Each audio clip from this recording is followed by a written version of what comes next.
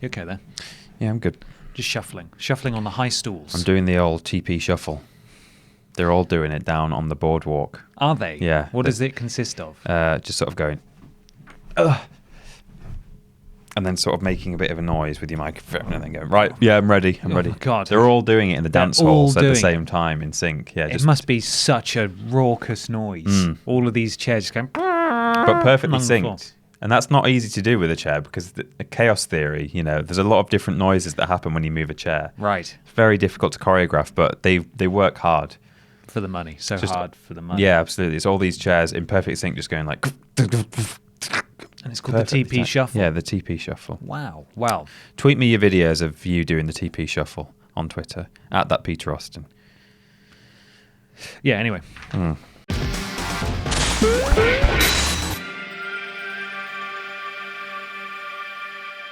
Hello, everybody, and welcome to the Triple Jump podcast. My name is Ben. My name's Peter. This is a video game podcast where we talk about video game things.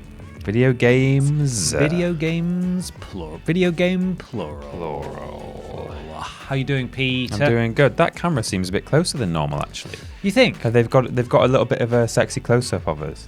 Is it closer than usual? Yeah, no, because I normally have to get up and it's normally right at the back. Oh, Like right at the well, back we of the usually room. have Adam setting us up, but he's not in today, so we've had to do it ourselves. So if it all goes wrong, It's Adam's fault. Adam's fault. Yeah. Oh, Hello? For God's sake! As soon as we start, Do they wait for us to stop? Because we do it at different times every day now, Jesus every Christ. Friday, but they just know. clunk it? Just a bunch of heifer lumps up there. Gosh. A herd of actual heifer lumps. Can we like lease out? Can we get the lease for the top office and just empty it out and have nothing in there, I just think so we just can have need some peace? A broom, A broom. so we can go Brum. hit the ceiling. That little car that would drive out of the small garage. but like It'd be- fitted with guns and stuff, Yeah. like the end of Breaking Bad. Oh And my then God. Just go up there and that'll Brum will sort them out. Sounds good. Yeah. Apart from the cacophony above, Yeah. it's a podcast where we talk about video games and have a good time. Yeah. Yeah. Sure is, Peter. It sure is. We start off, though, with a tweet from Thomas Doppelreiter. Doppelreiter? It's a German name, maybe. Yeah. Doppelwriter. Double writer. Is that what it means? I don't know what writer is. No, writer doesn't mean writer. I don't know. I mean, lefter. Left, I don't know. yeah. No. Lidl and Aldi, or Hofer without an umlaut, are not run by brothers, which is what I said last week. You did, and I said umlaut, so we're both wrong. Aldi is divided into two branches, north and south, and was founded by two brothers. Why you no researching? He's from 2008 with the memes. Oh, I see. So Aldi itself is divided into north and south, which Yes. is two brothers, but not Aldi and... That Aldi did and sound a Lidl. little bit suspect. I think I was a bit cynical about that. It might just be a chain of misinformation then, because I was definitely enthusiastically told that by someone else who'd just discovered it. Was it one of the Aldi brothers? Yeah, maybe, or maybe Lidl saying, "Hey, Yeah. we're just as good." I'm John Liddell. My brother Jacob Liddell, Jacob Aldi, Yes, who inexplicably has a different surname. Aldi Lidl. Yeah. Yeah, I don't know. Well, thanks, Thomas. Thank you for putting us the correct there. They are surprisingly similar supermarkets, though. I did tweet him and say that for our transgressions, you would slap me on the podcast. Well, you didn't ask me about this. Well, it's not a sexual thing. It's just Even so, I don't consent.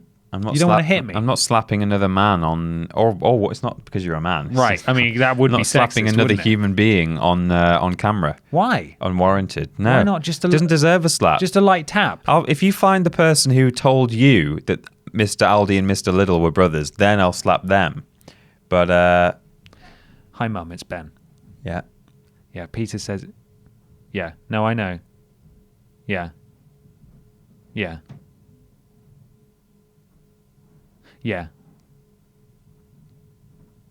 Yeah. Yeah. Yeah. No, I know. Yeah, Pete. Yeah. Yeah, but yeah. Yeah, Mum. Yeah. Yeah, Mum. Peter would like to slap you, please. Yeah. She's on her way. Love you. She's on her way. okay, good. So, I could have rung her. I've got her number. It's on speed dial. and they have. Well, there we go. That's the end of that. We kick off with a question, Peter. Yeah, we do. All these questions come from patrons. Delightful supporter people. No, I don't Subpoena. think there's anything there. No. So people, the podcasters, who'd like to support us financially, and you can do that too at patreon.com/Team Triple Jump. The first question comes this week, Peter, from Carrie Butchtar, who asks... I think it's probably Buchter rather than Butchtar. Butchtar? Butchtar. We got a couple of troubling names this week. Oh, yeah. In Difficult terms of names. pronunciations. So I've set myself up perfectly by not only having to read this one, but having to read the difficult one at the end as well. No, that's question 2 there. Oh no, you're right. Yeah. Okay, well, it's on you then. I'll read it. I can definitely do... Yeah, I think I can do that, actually. You think you can do that one? Yeah. Okay. I'm confident. Do you want to give a sneak peek? Yeah. Go on then. Rory. That's just pronounced Rory. Is it pronounced Rory? Yeah, really? It's a really interesting, different way of... I've seen it spelled like that once before. Ruairi. Rory. And then the surname, I think, is just Gemmell, but possibly Gemmell. That's harder, arguably. Gamel. Gamel. Gargamel. Anyway, we've got a question from Carrie Butchtar. Growing up, how did you and your siblings share consoles and playing time? Any major fights? Either of you doomed to consistently yet unintentionally watch the second player's screen because it's all you've ever known? Well, when we had our very first console, which was a PS1, and I'm one of 3, we would have to kind of just sit and watch each other. My sister wasn't really much of a gamer ever, so it was me and my brother. Yeah. But I think back then, because we were quite young, we weren't sort of on it incessantly. Like, it was more in our teenage years where that is just what you would do with your free time. And we lived in the country, so we would just go out and play outside a lot. Play with the sticks. Yeah, play with sticks and hoops and tip mammoths over, which they can't get back up again. Right, no, they can't. There's big tusks. Yeah. Then, so when I was maybe, I don't know, about 10 or something, me and my brother both wanted a console from... I say from Father Christmas. We knew that it wasn't from Father Christmas at this point. Oh, did you not? How old were you? I think like 10 or 11, maybe. Oh, okay, that's about the right age. Yeah, something like that. Yeah. And the thing was, our sort of... The person we would look to for all video game advice was an uncle that I've mentioned quite a lot. He used to live near to us, and he was a big gamer. And he was a lot younger than my mum, even though they're siblings. So he was sort of like between a parent and a sibling, a kind of middle age. I see, like not a middle big age, brother. but yeah, middle age, a medium 50, age. But yeah, he was my brother. He had an original Xbox at the time. And so me and my brother both asked for Xboxes each for Christmas. Wow. We weren't expecting that we both would get one, but we thought, well, might as well hedge our bets. Yeah, exactly. Right? I better ask. If we both ask for one, we might get one. Right. My parents, thinking back now, I can't believe that this happened. We must have, it might be, there was a time, just to bring down the tone, there was a time when my mum wasn't very well when I was younger, and maybe that's why we were both lucky enough we got a console each, is where I'm going with this. Yes. And ordinarily I wouldn't expect that financially, but my brother got the Xbox, and I ended up with a PS2, which I didn't ask for. Oh. But in hindsight, I'm really glad that that's what I got. I know, it shaped you, right? Yeah, absolutely. So at that point, we both had little tiny box TVs in our bedrooms, and we had a console each. And there wasn't really a lot of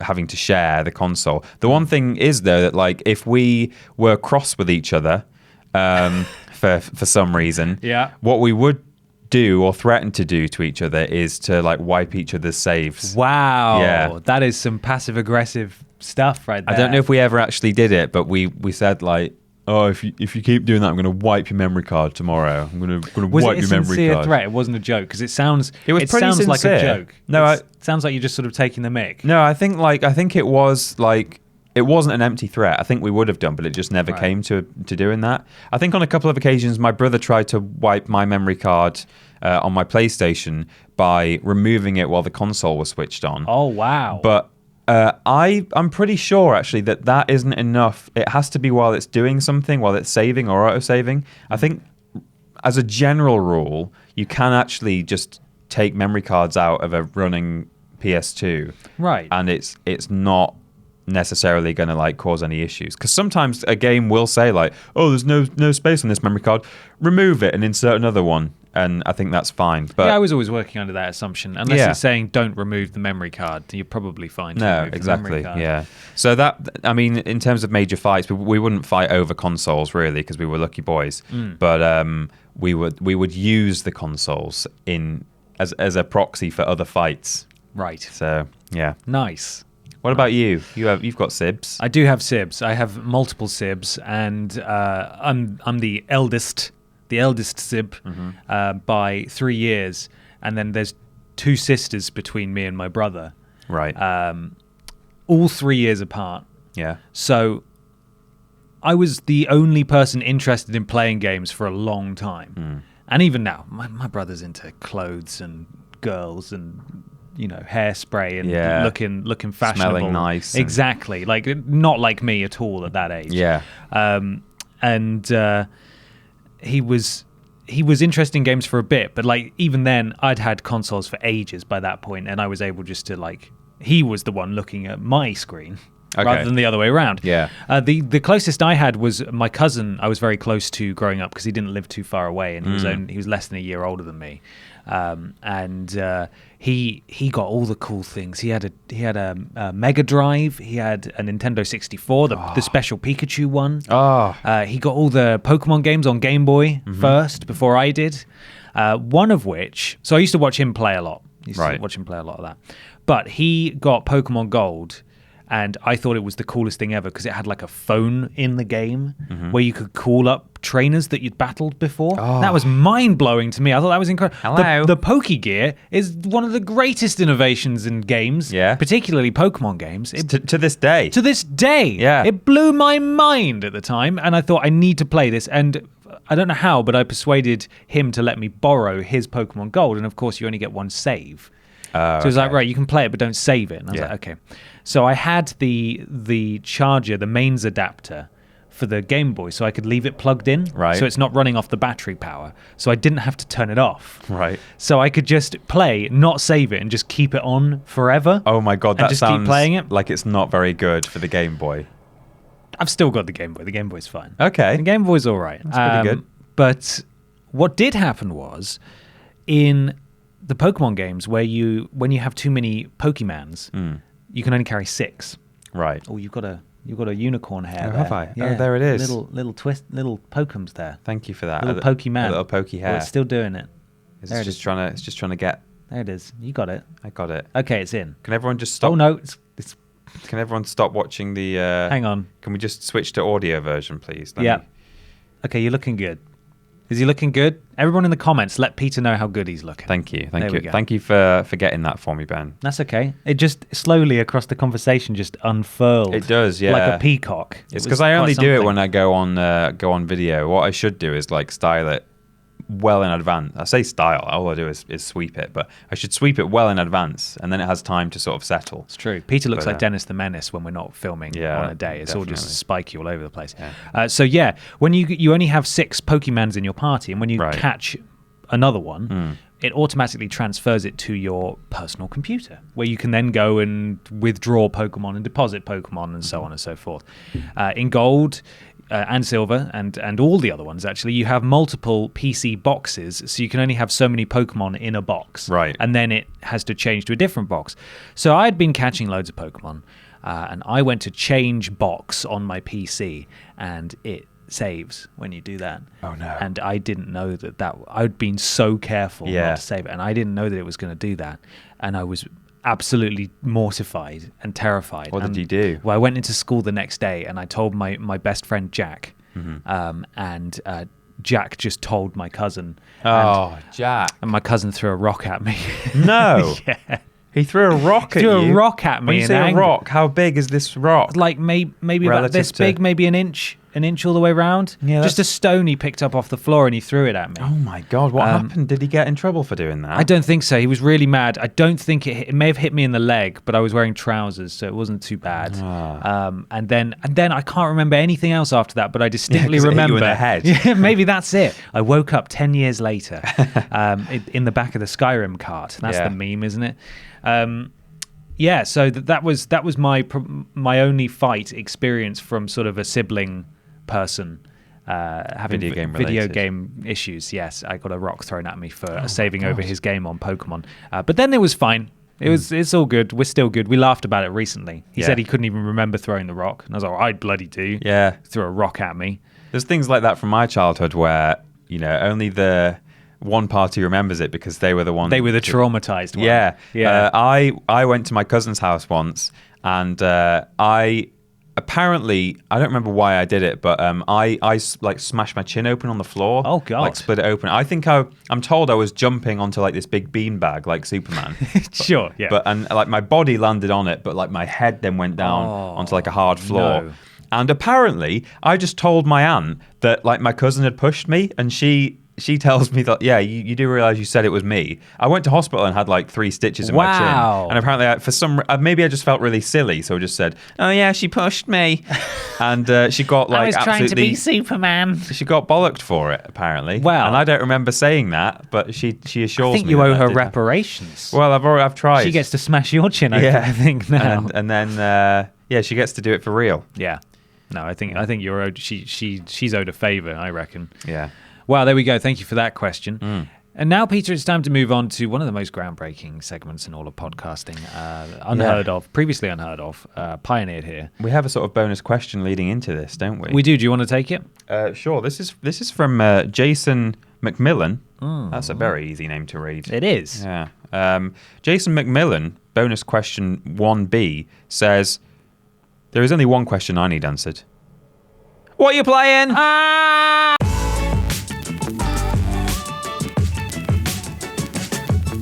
Peter Austin, yes. What we playing, Peter Austin? Tell me what you're playing, please. That should be the new theme tune for the segment. What, like sort of a rough Bodger and Badger theme tune rip-off? Yeah. Peter Austin, what you playing? Tell me, please.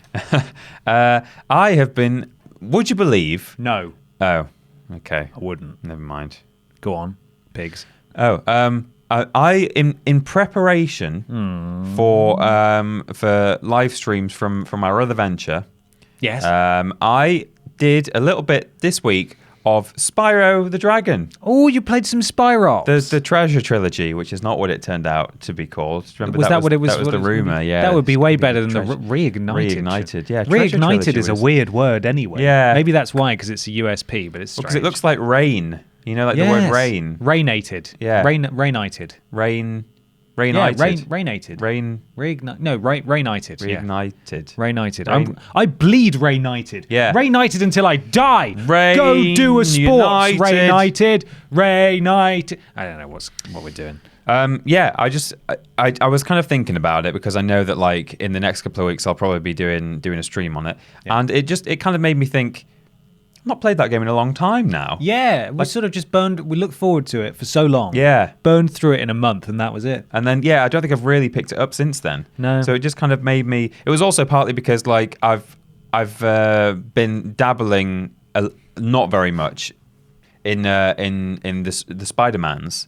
Yeah. But my games are sorted alphabetically on my PlayStation, and Spyro is right next to it. Oh, so what? So you've been going into... You've still not been playing Spider-Man? No, I mean, I've played a bit, but like I've just been... I couldn't help myself. I was like, oh, that's that game that I literally waited years and years and years for, and then I played it through once and then never again. That's it. And I think I had to use a clip of it in a list recently, so it kind of just made me want to... sometimes you get an itch that you need to scratch. Yeah, little Spyrich. Yeah, a little Spyrich. Still haven't played it. Still not playing it with the new soundtrack that they've made for the game. No, not. I've heard like a couple of tracks in like other people's clips and things like that, and I just don't like it. Wow. Some of the actual notes are wrong. Like the actual melody changes. It's very important to you. It's like if someone... Well, I mean, it is if the main actual tune of a song has changed. I don't mind so much if the instrumentation's changed, but it's like someone doing a remaster of Twinkle, Twinkle, Little Star and going, Twinkle, Twinkle, Little Star. That's kind of what it is. A remaster of Twinkle, Twinkle, Little Star. Yeah. Dr. Dre. Because it's like in tune, so they've chosen notes from the correct kind of scale, so it doesn't sound like there's just like a note out of nowhere. Yeah, but it's just the wrong one. So I can tell that's really annoying you. It's not annoying me because I don't listen to it. Well, I suppose but if I had to, then I'd be real cross. Especially given that one of the worst offenders is Dark Passage from Spyro 1, which is one of my favorite levels. I don't want to play through my favorite level and hear like. So it does make me a bit cross. I had the classic one on for like all of 5 minutes, and I thought, you know what, this is a proper remaster. I'm going to have the full thing on. Yeah, but I don't know the music as encyclopedically as you do. Right. So yeah, that's probably an issue. But apart from that, I'm really enjoying it. There's been an update. You can now turn the motion blur off. I never had an issue with it, but some people were feeling really sickums playing I never had an Spyro. issue with the motion blur. I had an issue with the gliding.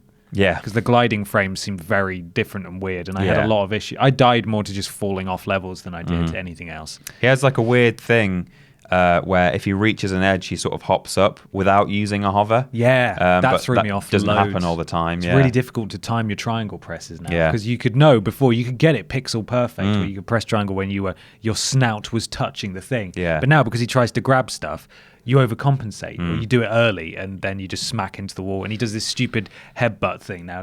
Yeah. Oh Yeah, no, he I'm does. falling. I can't hover down to the floor. I'll die now. That's true. But they've done an update. They've done various bug fixes. I checked the patch notes, and I think Spyro 3 hasn't had that much work done on it. So the one really buggy entry into the trilogy still probably has issues. They've added subtitles as well for all the cutscenes. Yeah, it was weird that wasn't in there anyway. Wasn't it? Yeah. So just been enjoying that. But I just want to get a bit further into Spider-Man before I bring it to what we're playing. So maybe next Are you week. enjoying it though? Oh yeah, absolutely. It is like playing Spider-Man 2 again, isn't it? Just but better. Talking of music, that's as much as anything else. That's what I really like about the new Spider-Man, the Insomniac Spider-Man. Is like when you get swinging and suddenly the music just kicks in. Yeah, feels great. So. Hello. Sorry, it's burned. That one is burned into my mind because I played that game. So I finished that game on New Game Plus on the hardest difficulty. Oh, did you? Yeah, for the extra trophies they added. I haven't played a game like that for a while. That I'm not really getting anything out of it other than there's a gold trophy to get. But like I felt really, I just wanted to play it again. Yeah. Like that game is. Like it didn't get like 100% and stuff. It was like really high 80s around the 90 mark, which is exceptional, obviously. But like that game was, I loved that game so much. It took me on a wonderful journey. It's really sort of carefully done. I think they've really, they've not just gone, oh, we'll poop out a Spider-Man game. It's not that hard. It's just as long as you do some swings, then it's Spider-Man, right? Biff thwip pow. Yeah. Absolutely. But no, they put a lot of love into it, so that's good. But more of that maybe next week or whenever. Yeah. Ben, I've got a good idea what you might have been playing this week. Yeah. What you playing? I played Bloodborne. So as I mentioned on the podcast last week, I was just about to head off on a fun Bloodborne weekend with my friends. Right. To play through all of Bloodborne because one of my friends hasn't played through it and we're sort of catching him up. So we did finish the whole thing. And we just started the DLC, and that's what I spent my whole weekend playing, and it was brilliant. But the whole time I was thinking, Sekiro. It's downloaded on my PlayStation, and I really want to play it. So I finally was able to play it on the start of this week, and we made a video about it. New format called Quipscope, where we're looking at new releases that we have been playing, but haven't had the time to play all the way through to properly review it. So we're just having a discussion about how we're finding it. Scope them out quickly. Yeah. And then also I streamed it as well at the start of the week. I have played it since then, and it is still very hard. Yeah. Still trying to unlearn all of my ingrained Bloodborne and Dark Souls knowledge, because it's one thing going from Dark Souls to Bloodborne, which is similar but has controls that are slightly different, and that took a little bit of transitioning for me because I played so much Dark Souls over the last year. To come back to Bloodborne was quite a challenge. But then I was just losing my mind playing, because I played a bit of Bloodborne to continue the DLC that I started with my friends at the weekend. Right. So I played a little bit of that earlier in the week, and I was all over the place. I was pressing all the wrong buttons. When we played Mortal Kombat 11, the beta on stream earlier this week, I tried to press R3 to lock on to the person I was fighting. Oh yeah, you did say that, What- didn't you? what I the didn't hell realise is that was wrong with a Bloodborne thing or a Souls thing. Yeah, a From Software thing. Yeah. R3 to lock on to an opponent, or and that's what I try to do in a one-on-one fighting game. I A don't sort know of what's wrong with me. side-scrolling, Yeah. Felt like a madman.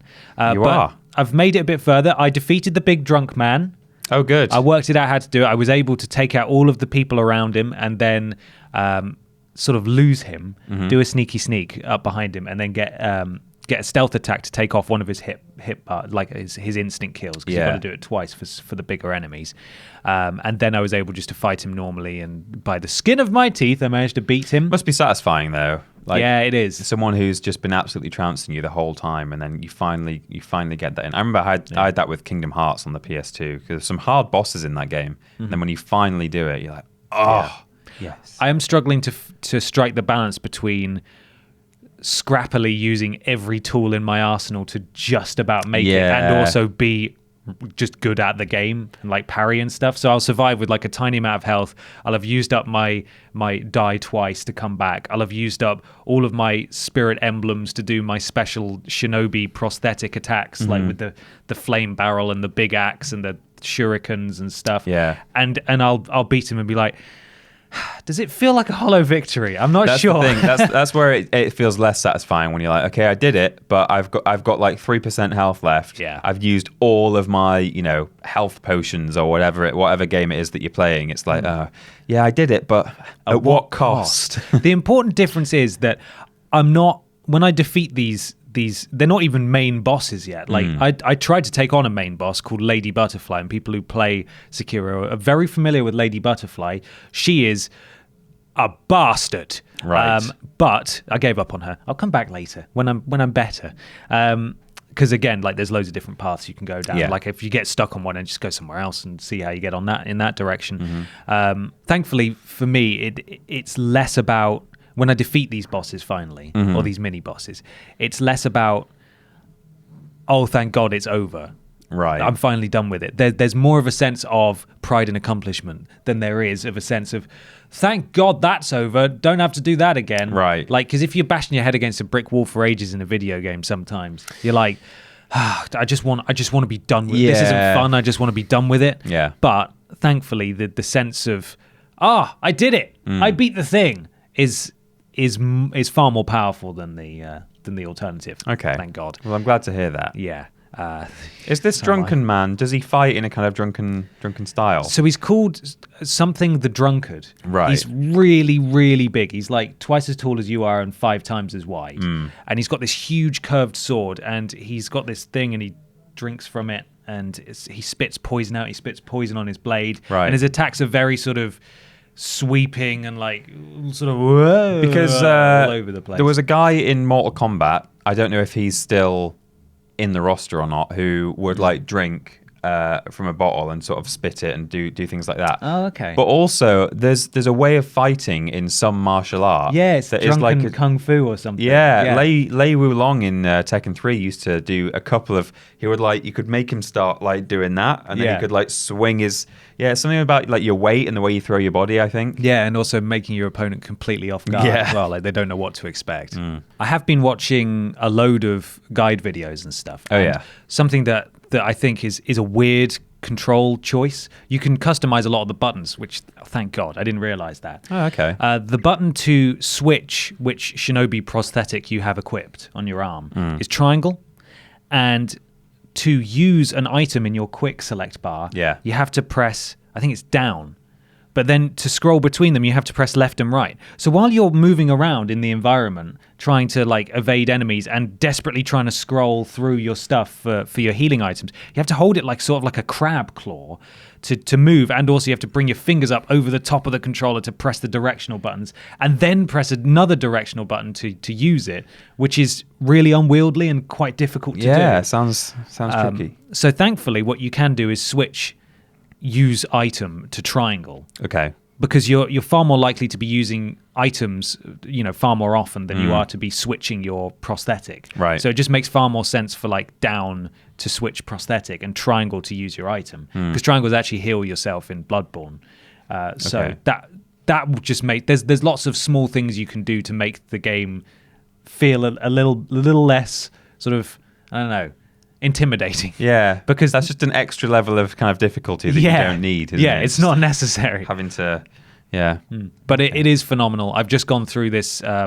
Lots of people will have seen from pre-release material. There's like a bit with a giant world snake thing. I've seen that thing, yeah. And that whole section is really good because it's the first. I would say, you know, this is different from most From Software games in that it's not a Dark Souls game, it's not a Bloodborne game. This is, while it has many similarities, there is a real narrative here with a sense of linearity at times. Right. And this whole level is very linear and it's just basically a sneaking mission. Okay. Where you have to just get through this valley without being spotted by this snake. And it's really good.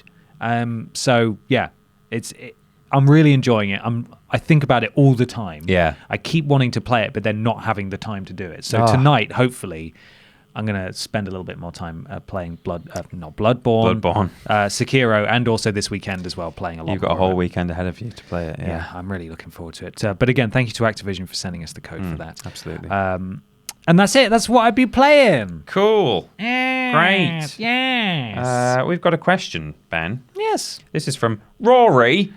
Gargamel. Gargamel. Rory Gargamel.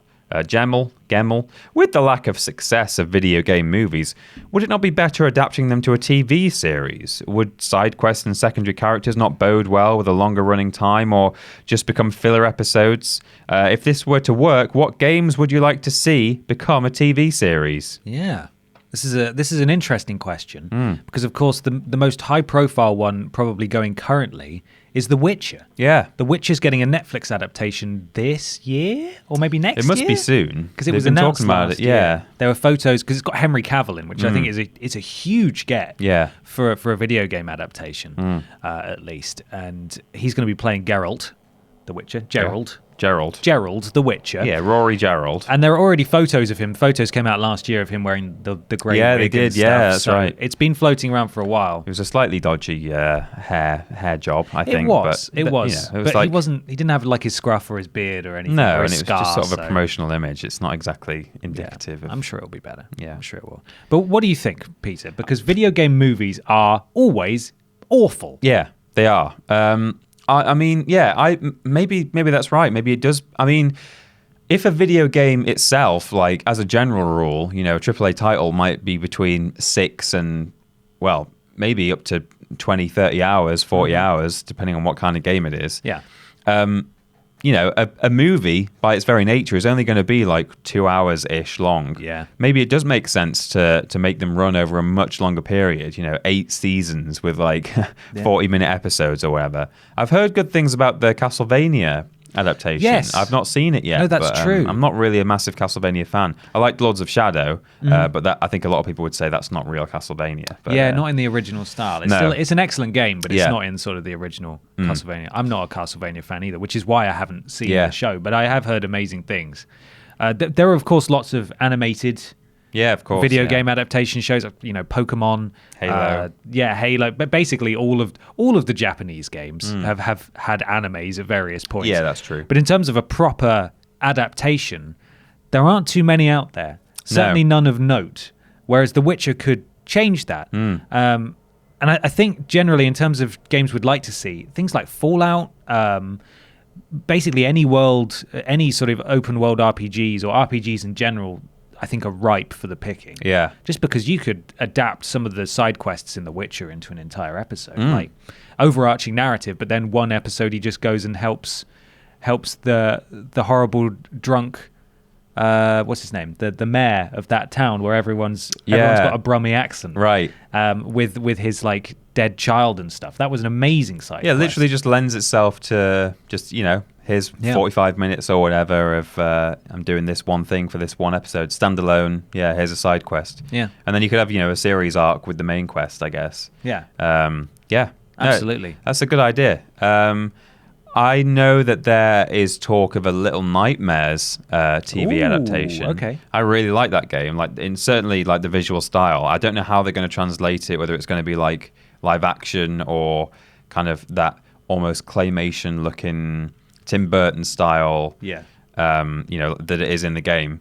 And I don't even know how they would make a narrative out of it because the character doesn't speak. But I guess they've got ideas. It's certainly a world I'd like to explore. I think that's the thing. Like sometimes it just takes a good world. You talk about Fallout. That doesn't have a specific character, like a lead character, because of its the very nature. You build your own. It's an RPG. But in a way that makes it like a prime example of something that could be adapted, because The Witcher, they're going to have to make sure that they emulate the character very well, and everyone knows what Geralt is supposed to in their heads, and what he sounds like, and what he looks like. Same with like the idea of an Uncharted film or TV series. I only want to see the actual Nathan Drake. I don't want to see someone trying to play him. No. But something like Fallout or Elder Scrolls or something like that, they can be adapted. Yeah, they can be adapted, and the lead can be anyone they want. Like the writers and the producers can just come up with this lead character, and we're not going to go, but he doesn't look like the Lone Wanderer. Well, it's fine. You know? Certain games wouldn't work though. Yeah, like. In my head, I was just thinking, what about a Mass Effect TV series? No, actually, no, I don't think I want that. Because what made Mass Effect so good was the choices that you could make and the relationships you built with the characters as you went through. Yeah. I don't think that would translate to a TV show. And I don't think, unless they get the correct writers on board, Mass Effect Andromeda and to a lesser extent Mass Effect 3 proved that it can go wrong. Yeah. You can get it wrong. And it could just be the most generic sci-fi TV show ever, just featuring familiar aliens. Yeah. And that would be crap. So all of these would have to be done very well. Fallout, I think, probably lends itself best to it just because you can do anything and kind of say that it fits in with the lore. Yeah, you just set it in that world. Yeah, and there's a bit of power armor. Oh, there's a nice little reference. I wonder if we'll see something to do with that later on. But yeah, like I think I've got high hopes for the Witcher series. I really do hope it's good. And I'm looking forward to seeing it. Yeah, I think in general the answer to the question would be yeah. I think maybe it would be better to adapt games to TV series more often than movies. Yeah. When has a video game movie ever been good? Did you find any when you did your list? No. Any good ones? Well, that's the thing. Like, good is subjective. Well, because I know. People will enjoy video game films. Like, we went to see Rampage last year. Yeah. And that was entertaining enough, but it was bad. It was bad, but I think more than you as well, I quite enjoyed it. Right. With Dwayne The Rock. Yeah, and I felt silly about it, but I thought, yeah, I kind of that's the thing. You can enjoy these films. Like some people enjoyed the Assassin's Creed film from a couple of years ago as well. But speaking from a critical perspective, the best reviewed video game movies ever are last year's Tomb Raider and Rampage, which are tied for 50% on Rotten Tomatoes. Yeah, see, that's... So like there's no critically good video game films. There just aren't any. Like you can enjoy them, but there aren't any critically good ones. No. So people just can't get it right because you're trying to condense this. Well, exactly. You're trying to condense all this stuff into 2 hours, as you said. It doesn't work. But a TV show, now that could work if done right. And the way the Persona 4 anime does it is so good because not only is it an anime retelling the story of the game, but it features a very small and subtle video game aspects to it as well. Right. Not like Scott Pilgrim where he sees a 1-up and he grabs it and says 1-up. Not like that. But like... in Persona, as you make your way through, you have various stats like bravery, intelligence, charisma, all that kind of stuff. And the higher they go, you train those up by spending your free time at the library or at the batting cages or lifting weights and stuff. And depending on what your stats are, that will affect who you can, proceed relationships with in the game, be they romantic or just regular. Yeah. Like if you're a brave person, you're talking to another brave person, they go, I like how brave you are, etc., etc. So as the anime proceeds, you start off basically just being this mute, monosyllabic guy, the protagonist is. And then as it goes, he becomes more articulate. And at the end of certain sections, it'll actually come up with that screen of the different stats, and one thing will level up. It'll say like courage leveled up. Okay. And it'll just be a really subtle thing. And in the next episode, you'll notice that he's actually doing things that he wasn't doing before. Okay, yeah. So it's really subtle, but video game adaptations could easily introduce something like that, where it's presenting it as if it's serious fiction, but then it still has little overlaid elements of the video game itself. Yeah, well, like in Fallout, for example, they could have like on their Pip-Boy, they could have like something saying how many rads they're currently at, like, you know, or location discovered and stuff like that. Yeah, exactly. Sort of in-game things. Anyway, there's so many things they could do with it, and people have speculated for years whether they will eventually get it right. Is one thing. But the important thing is that they're getting the video games right, at least. Yeah, and that's what true. we're here to discuss. Yeah.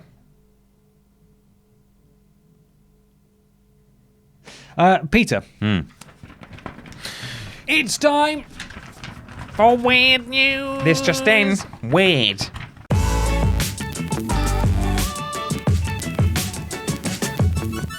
Weird news time. I put it down. It's weird. Pick during it the up. transition. Weird. Welcome to Weird News. This is where we both bring a weird video game news story along and present it to the other person and see what they make of it. This time on my Weird News, I'm just accepting a privacy agreement. Oh. And here I go. This comes to us from Destructoid, and Chris Moyes wrote this article. Thanks, Chris. The title is Man Busted for Buying Cheap PS4 Console After Pretending It Was Fruit. So this is actually from January. Or the end of January. See if you can make sense of that head title. Headline. Man busted for buying cheap PS4 console after pretending it was fruit. Man busted for buying it after pretending it was... Oh, yeah, I know this story. I've worked out what they're trying to say. Right. But really badly. But yeah. Okay. Yeah. Are you ready? Yeah, I'm ready. In France, a teenager has been busted after using a self-service checkout to buy a PlayStation 4 console for less than a tenner. 19-year-old Adele picked up the console at a local supermarket and hefted it over to the fruit and veg section, where he weighed the console to bag himself a DIY price point. Yeah. So he picked up the PS4, took it to the little scales, and then printed off a sticker that said £10. I think he said bananas, didn't he? I think so, yeah. He selected bananas.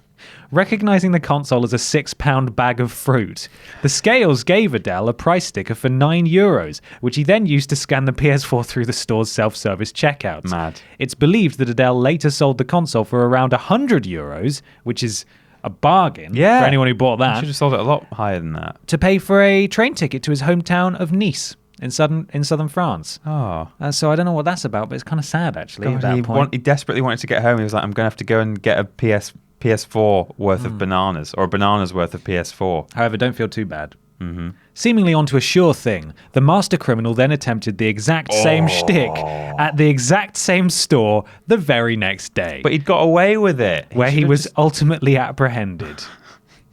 Didn't realise it happened twice. Yeah, he went back. He should have just... Oh. That's the thing about a criminal. They always return to the scene of the crime. Yeah. Earlier this month, a court sentenced him to an 8-month suspended sentence. Oh, and in accordance with French law, he's also barred from holding public office for a further 5 years. Oh, no. But I wanted to elect, what was his name? Adele. I wanted Adele to be mayor. Le Maire. Le Maire. Yeah. Le Maire. Le Maire de Nice. Well, Adele... You're a silly boy, but I hope you got home all right. Yeah, I hope you made it to Nice okay. And had some of Mama's famous biscuits. Dans le Sud. And Grandma's lovely carrot soup. Yeah, that sounds horrible. Oh, God. That sounds like a weird Austin family tradition. No, we don't have you don't Grandma's do that carrot soup at all. No.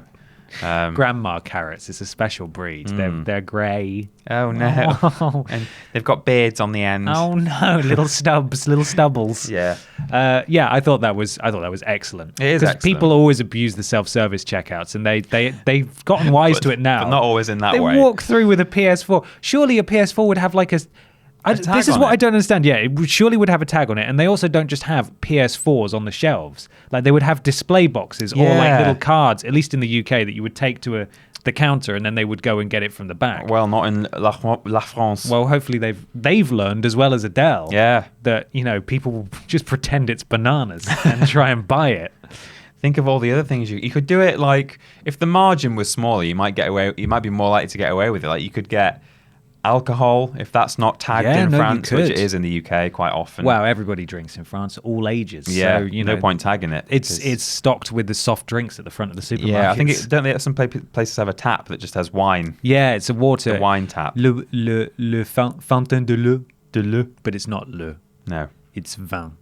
Vin. De vin. Le fontaine de vin. I don't know what fountain is in French. Fondant. Fouton. Le fouton de vin. Va. Anyway, Peter, what have you brought for me? This was submitted by someone whose name I will name drop later, but it would mean I have to close the page that I've opened. Oh, okay. That's fine. We'll do it later. But this is a story according to Bailiwick Express, that reputable, well-known I love Bailiwick Express. news outlet. Headline, Minecraft Bibles donated in bid to boost religious education. I'm sorry, what? Minecraft Bibles donated in bid to boost religious education. Okay, so is this just a Bible but with all the phrases replaced with Minecraft things? Well, let me read you more. Okay. I'll tell you more. Please do. At a time when religion is at an all-time low Oh no! amongst Jersey's youth.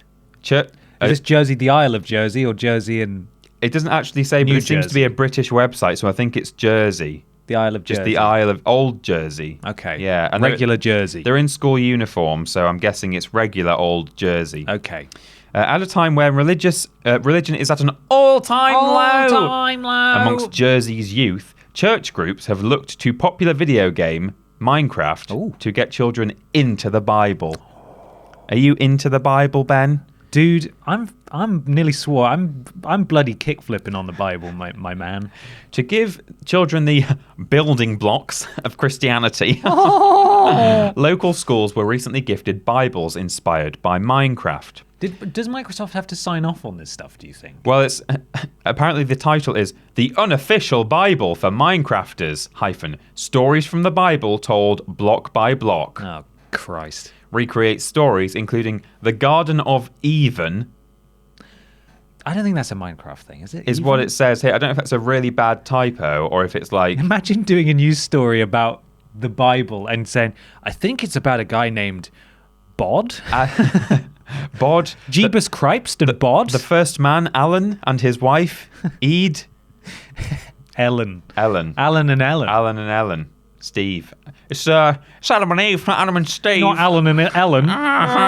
Block by block. It recreates Bible stories, including the Garden of Eden and Noah's Ark. Noah's Arch. Noah's Arch in 3D form and is meant for children aged 7 to 11. Right. If you're 12, do not read Get the out. unofficial. Get out. Copies of it were recently donated to a number of primary schools as part of the Bible donation program launched by the Religious Education Advisory Council, REAC. Are they... Sorry. React. React. Seems like a knee-jerk reaction. It does. Is there a website where I, a moral upstanding citizen, not in Jersey or 7 to 11 years old, can buy a Minecraft Bible? Probably. I'm sure it exists elsewhere. It's just that I want to see it. I don't think they've commissioned and published this themselves. I think they've just bought a bunch of them and then given them to 24 schools, it says. Any Jersey children listeners who have a copy, let us know. The kids, I'll show you the photo at the end. The kids look really, not particularly impressed. Like, thanks for my Minecraft. We don't even play It's about Fortnite now. Yeah, can we have the Fortnite Bible? Typical church.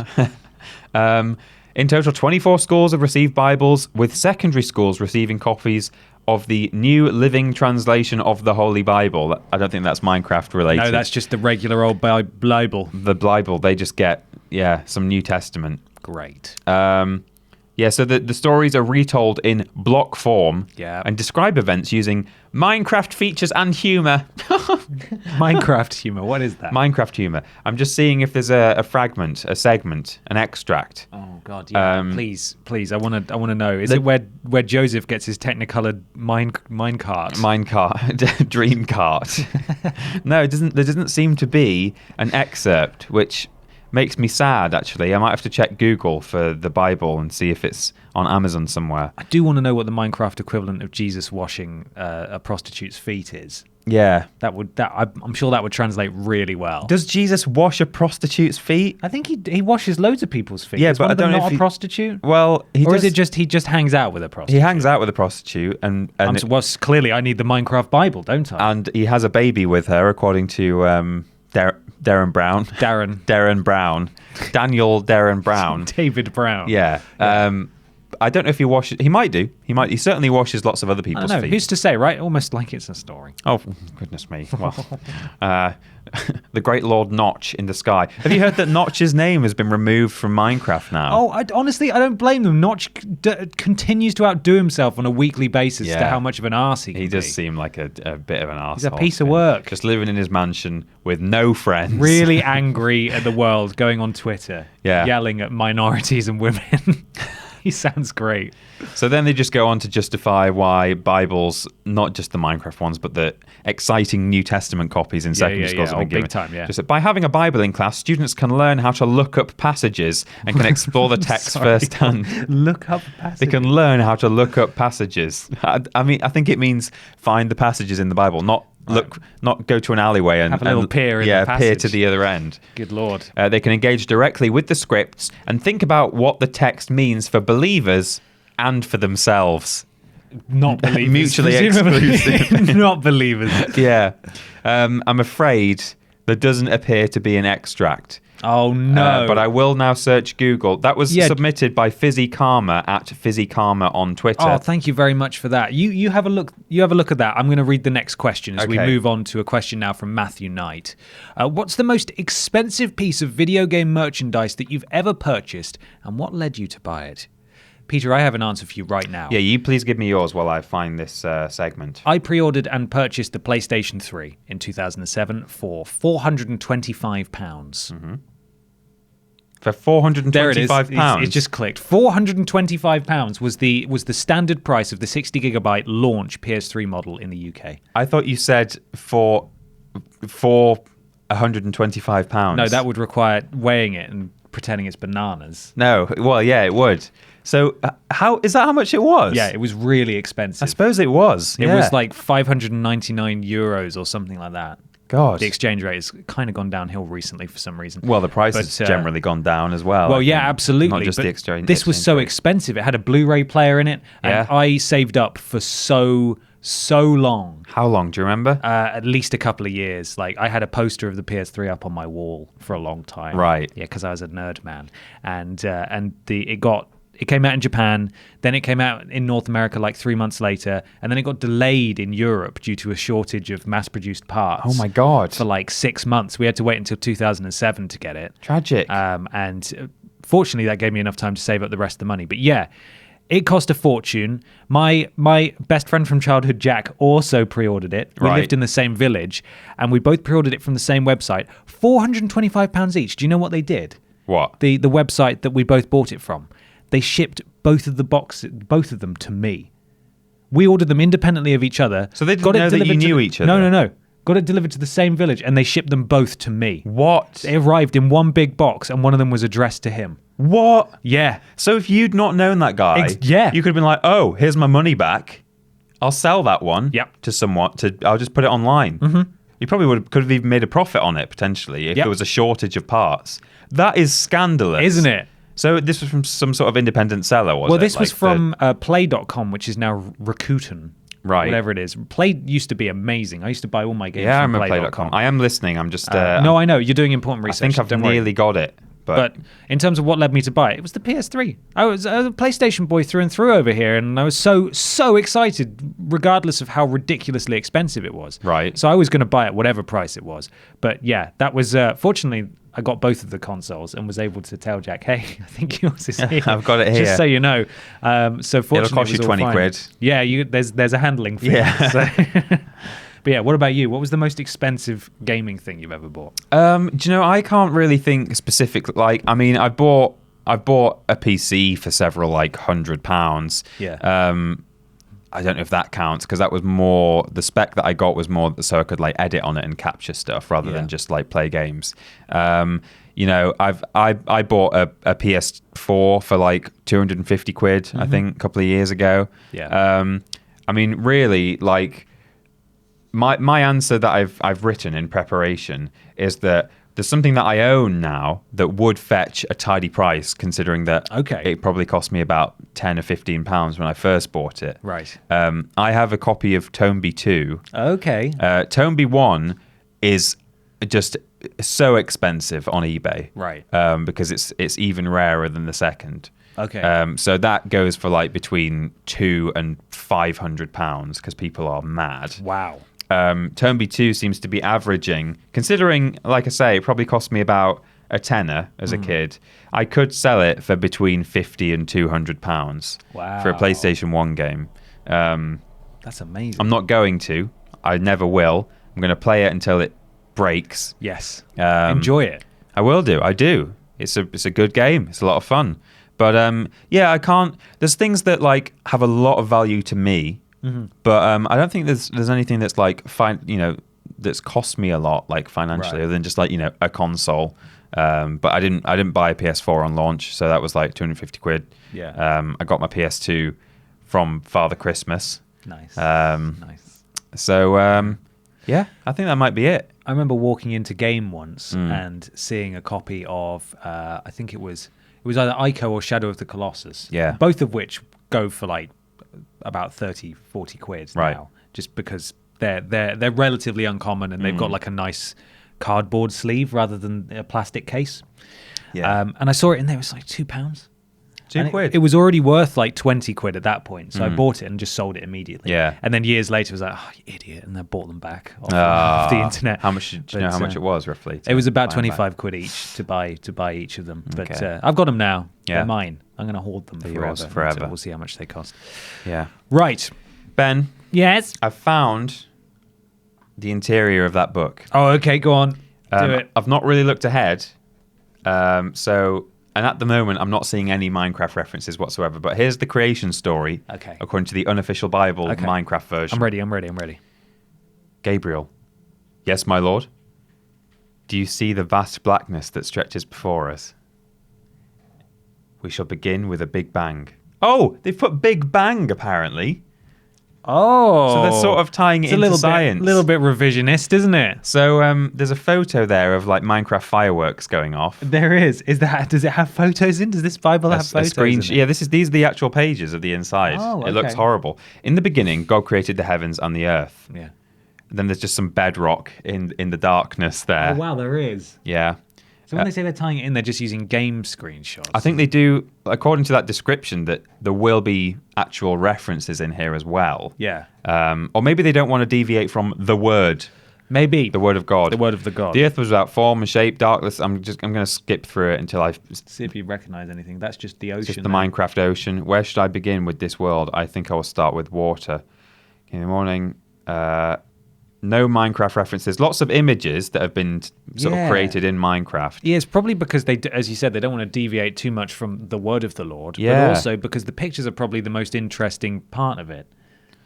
God then created all the creatures that moved and swam in the waters and every kind of bird.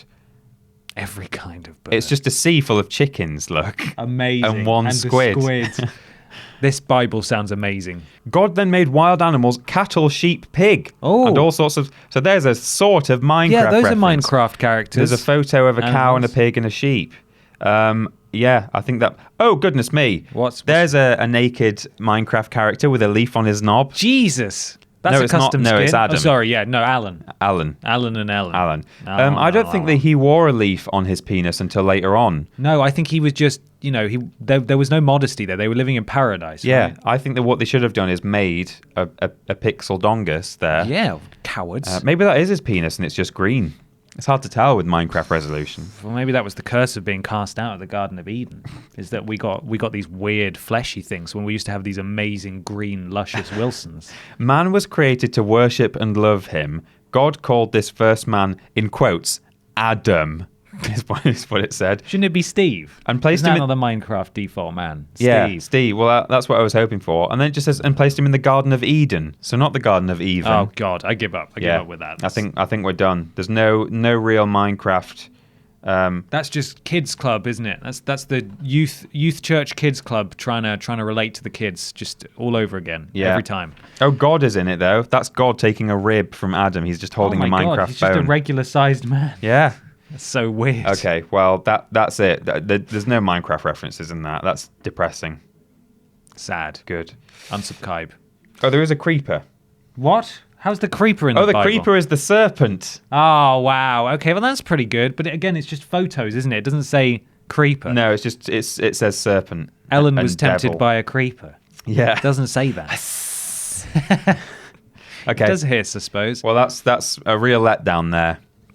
Oh dear. Kids would be more involved and interested if you'd made it about Herobrine, wouldn't they? Yes, absolutely. Are you ready, Peter? I'm ready. It's time for the big discussion. The biggest.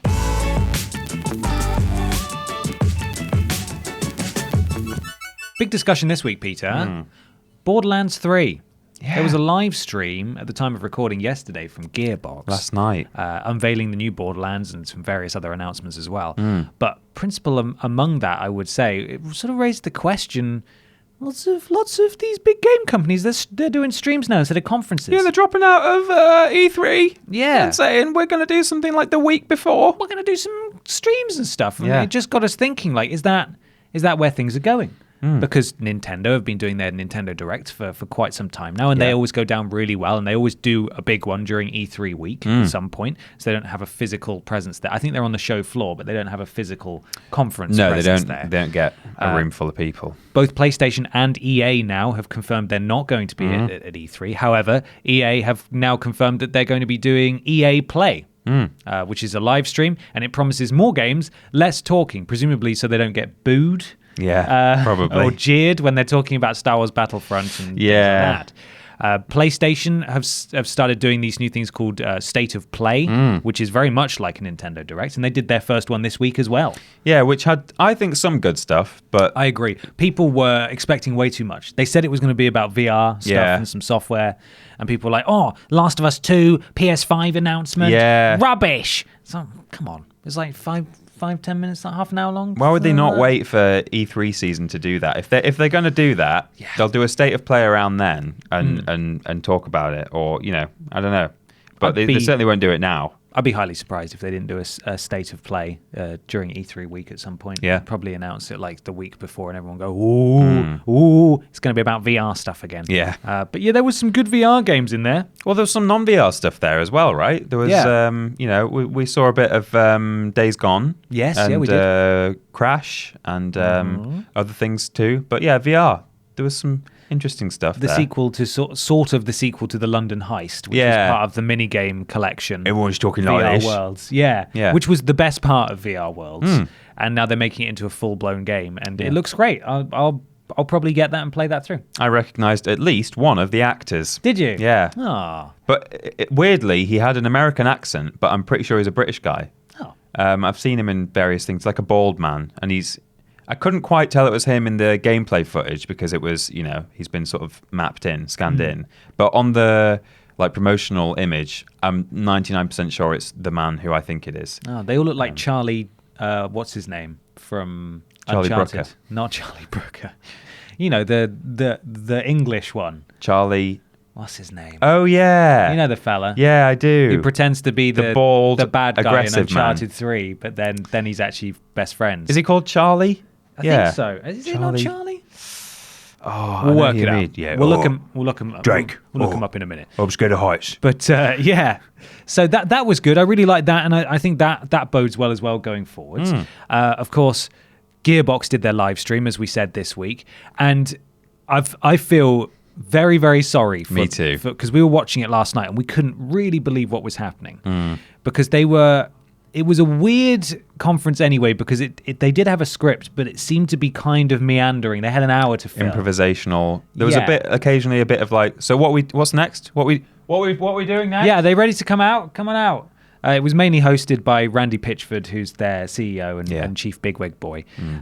But then there were weird bits where they talked about because they're now a publisher as well. They talked through their various games that they were publishing, but they were talking about it was all you were saying. It was the zoom of the camera was on the guy presenting, and he had stuff coming up behind him, but we couldn't see it. Yeah, they never cut to the wide shot. They didn't show what it was, and he was saying things like, "There's this game."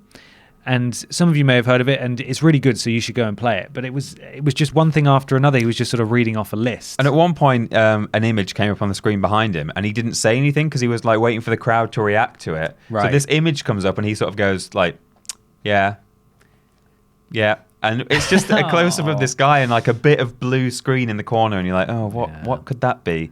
But I kind of, like you say, I felt sorry for them. It was kind of their first big outing, certainly in a while. I think so. A lot of people watching because they'd pretty much said the new Borderlands is going to be this, and it's been 7 years since the last main series entry. Really enjoyed watching them count to 47 twice. He did a card trick for 15 minutes, a magic trick, and then before or after that he, because it was for this new tabletop game that they've got, he went through a deck of cards explaining what each card did, and it was like, for a game that we don't know how to play yet. Really, like, this is madness. Like, what is happening? This is the claptrap gentleman arm. You can see he's holding a monocle.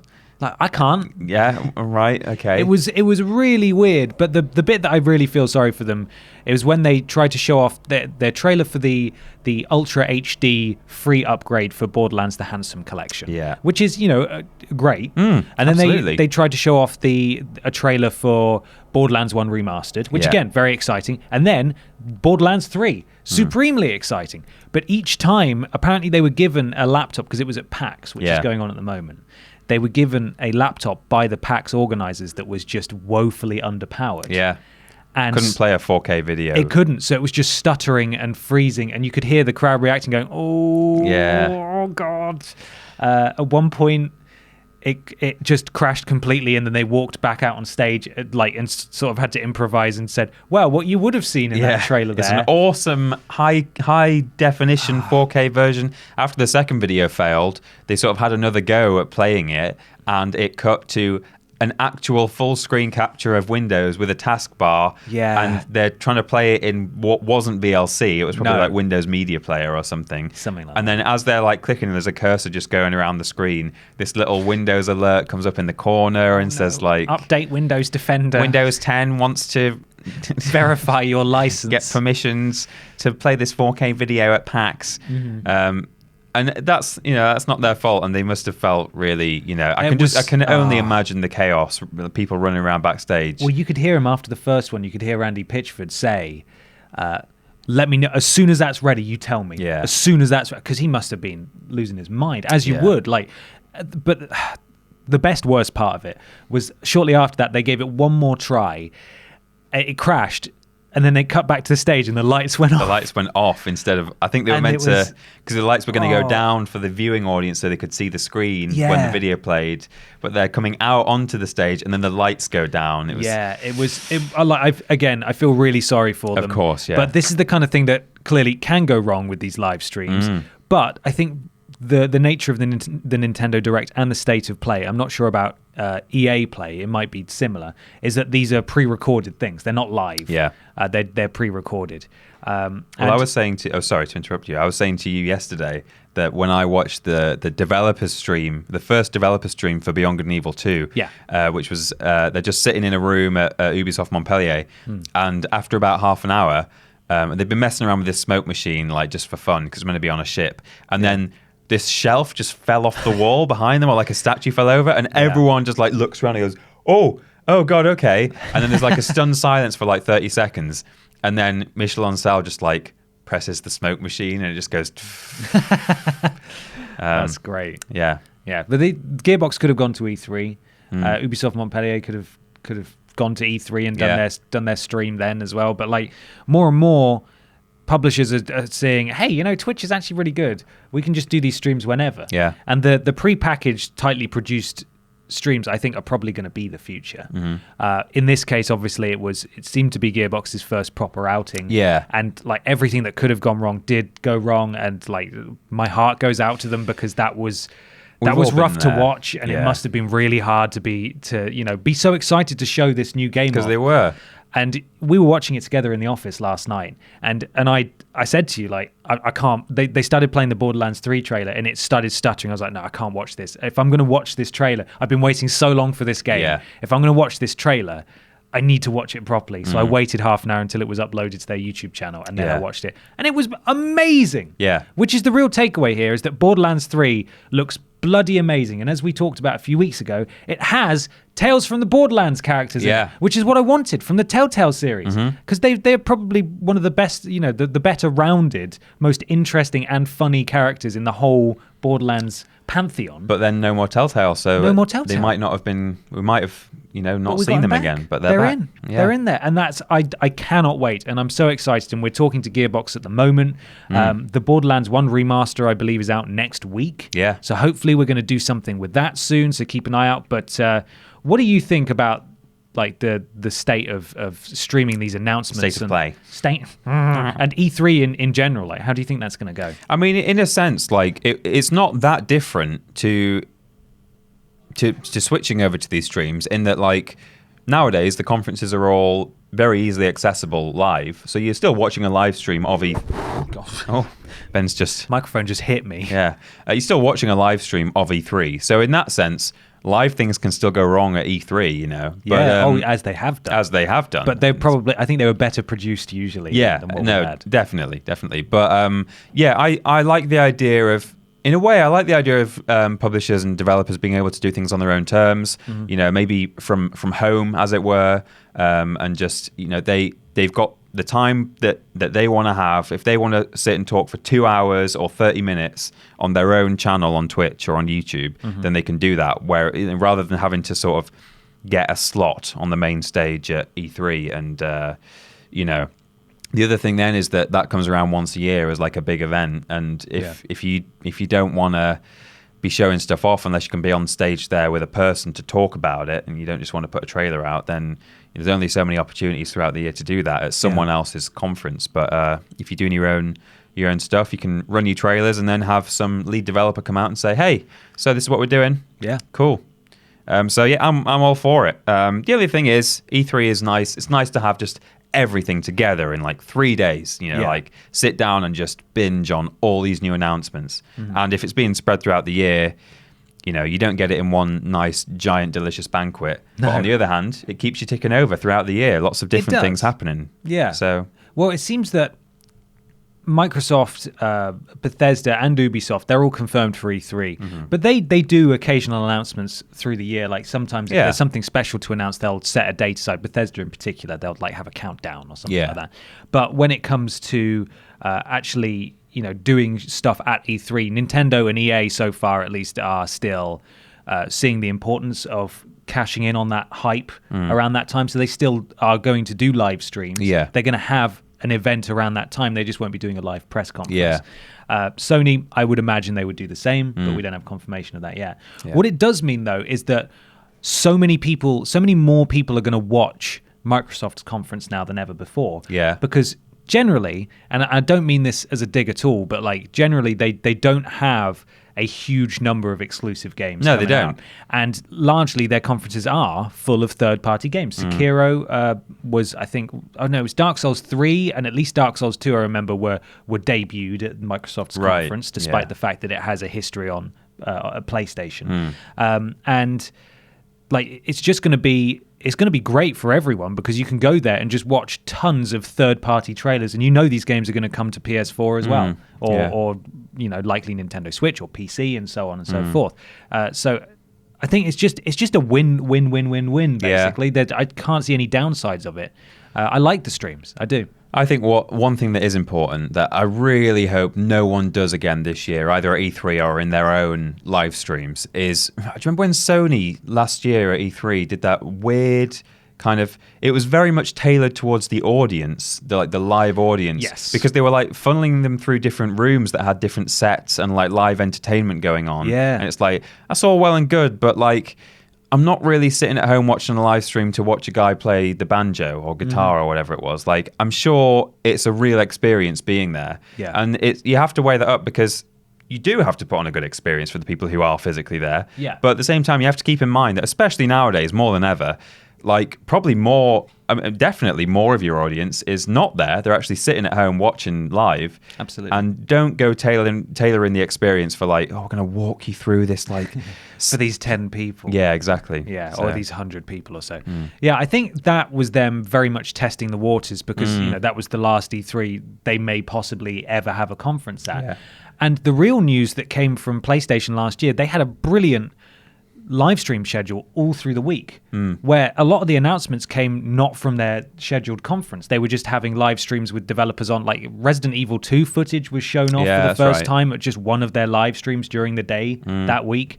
Like Spyro as well, I think it was the same. Yeah, they did a whole thing as well. PlayStation Access, our buddies over there, we're helping host a lot of those a lot of those streams, and that's the kind of thing that could work. They don't need to be there to do that. Yeah, like that's stuff that they can capture beforehand, have an interview beforehand, and then have that all prepackaged and ready to go. So I think last year, as weird as it was probably testing the waters for what they're going to try and do moving forwards. But yeah, it was very strange to watch from home. Yeah, it was very weird. So yeah, maybe E3 is in a sense on its way out in terms of a. Yeah, I think E3 will still exist as a consumer show. No, of course. As more and more people are attending now that it's open to the public. But E3 as we know it, I mean, yeah. Yeah, I think it'll still be. It'll probably become known as like E3 season rather than E3 the event. It'll be E3 season as fewer and fewer companies actually go, but they still cash in on that week. Yeah, you have to feel sorry for E3, like putting on, they're doing all the effort, they've built this reputation, then all the like publishers Nintendo's just decided, nah, we're going to stay in our hotel and run an MP4. We'll do our own thing, but if we just do it like the day before E3, then everyone will watch it because of the general hype. We'll get in there early. Yeah, everyone will be talking about cheeky. us. Let us know what you think of not only Borderlands 3, but also the state of live streams in general. I know when we say live streams, obviously the normal conferences are live streamed as well, but we mean these pre-packaged live streams. Is that where we're going? Do you like the idea of that? Do you like the clunkiness and the weirdness of an hour and a half sort of parade of men in suits coming on and trying to be relatable for an hour? Because I quite like those. And I am going to miss PlayStation doing it, but I do like the state of play. Yeah. And I want to see where that goes. Well, that's the thing I was going to say about, not to dwell on it too much, but the Gearbox stream, you know, I felt more sorry for them with it going wrong, that they seem so down to earth and they seem to, like, they're quite self-aware. Yeah. They know their audience more than sometimes these suits seem to. And then when it goes wrong for them, you really feel like, oh, that could almost be me and you up there. Yeah, like, it could. You know, doing, you know. Imagine if you'd made your Nazi comment on BAFTA and everyone just went silent. Yeah. And just looked at you in horror. It could be us. It could have happened. But yeah, let us know what you think in the comments below, and share it with people as well who you might think find this interesting. And if you'd like to find us in our various places around the internet, Peter's going to tell you how. We're everywhere, almost everywhere, at Team TripleJump. That's our YouTube channel, Team TripleJump. We're on Twitch, where we stream 3 times a week. We're on Twitter, where we tweet regularly. Yeah. Team TripleJump. We've got a Facebook, if you're 90. Or feel like shouting about Brexit. Yeah. Creak. We've got a Patreon. If you want to support this and other things that we make, it really literally is making a difference. You know, it's very easy to say that, but that's patreon.com/Team TripleJump.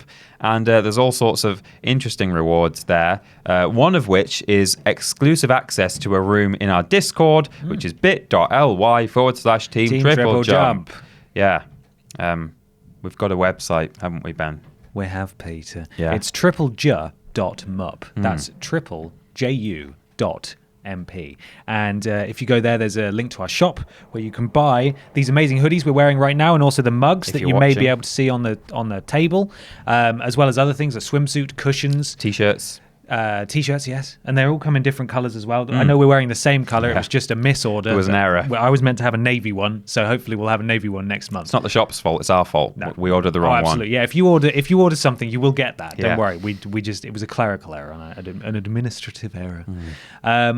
Also, this podcast, if you're watching it, did you know you could listen to it too? What? That's been the case for a little while now. I can do that by just shutting my eyes. Oh, yeah. With the video open. People have just been muting it and just watching the weirdos. play.acast.com/s/TripleJump. Alternatively, all of the links to the various places, iTunes, Google Play, Spotify. We're working on getting it on Stitcher. Snaggle. I applied for that this morning. Snaggle, is that a thing? No. Okay. Stitcher. It's just playing with you. All the links are in the description far below. If you'd like to follow us on Twitter, it's at @PeterAustin and @confused_dude. And I've just opened an Instagram page. You've already got one.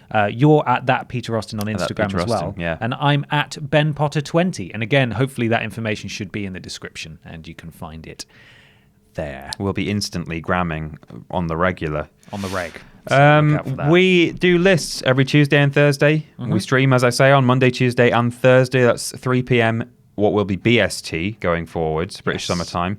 Worst Games Ever is fortnightly. And if you're a patron of $5 or more, you get to see it on the Friday. Ooh. If not, it's on Sunday for you. Yep. And the podcast, which you may be listening to on the day of release, is every single Saturday. Every Saturday. Also, I know we said it last week, but we are actually doing the Discord live chat for patrons. There's a poll currently trying to decide what time of day would work best for you next week. If the time of day that gets chosen isn't best for you, we're going to try and shuffle it around and try and get as many people in across the various months that we do this. Yeah, we'll do different days of the week, different times, because people work and school and things, don't they? Yeah, exactly. Definitely. Well, that's all, Peter. Yep. Thank you very much for watching, everybody at home. Let us know what you think of our various topics of discussion in the comments, and don't forget to share it with your friends or post it on the podcast subreddit. Sure, it'll go down great. r/podcast. Yeah. Thank you very much for watching. Thank you, Peter. Thank you, Ben. Have a good weekend. Yeah. Bye. Bye.